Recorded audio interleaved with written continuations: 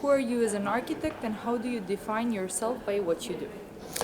Well, I hope I am, and I intend to be a multitasking architect. That's what I have chosen, to deal with the general practice, to be a designer, to be a professor or commissioner with Biennale of Architecture, to join such events, and I'm very satisfied with it. Of course, it had bad and good sides. Sometimes I can't do everything on the level that I would like to. But on the other side, my professional life for myself is very interesting. So I'm trying, although it sounds maybe ridiculous, to do everything within the profession.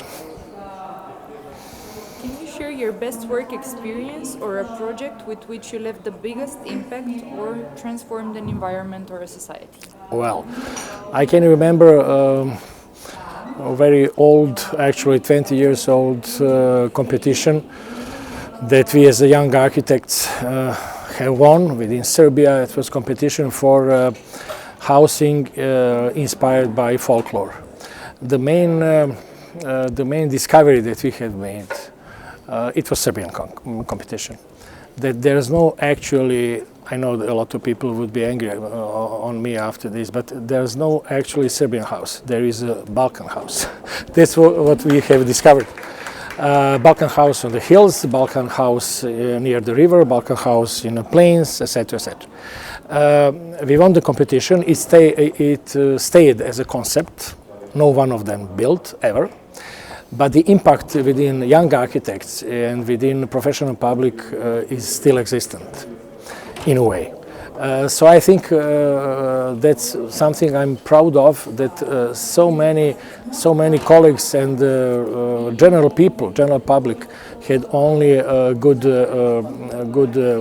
words and thought that that was one of the best things done within competitions in 20 years. There is a book published about that, and with our and other works that have won prizes. There were several prizes. So I think that's the biggest impact, is something that we have as a team done properly good. What is the power of architecture to change the world, and how can we increase this power to be much more efficient?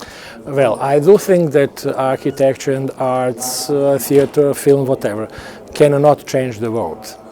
It is actually a sort of prejudice. Can beauty save the world? No, it can't save the world. But beauty and art and architecture could put important questions. Could be a warning or a path to the solution, sort of something that we sort of envelope of our lives. It can't solve problems, but it can direct to the solution. How do you see the evolution of public interest in the future architecture? There will be another maybe. I'm thinking about another sort of prejudice. The public interest, as far as I'm concerned, as far as I think, as far as my experience reaches, is that public interest has always been the same throughout history, with slight differences. There are periods where people have been more interested in their public lives or public interest, and even some periods where it was less. But I think it was always much more the same. Let's put it something just like that, perhaps 10, 15, most 20% of people are interested in their city, in the problems of their city, not more. We as architects, as a sort of professional elite, think that there is a sort of method, wonderful item or instrument that could motivate people to rush to our meetings with the intention to give their support to problem solving. But that's not the case. It has always been the same, which doesn't mean that we shouldn't motivate people to join us discussions and to propose things. It doesn't matter whether they are general public or non-professionals. I think it's always more or less the same. We should gain that number, and leave the prejudice that all of the people, all of the citizens should join us in solving problems from two reasons. They are non-professional, so they do not understand urban problems.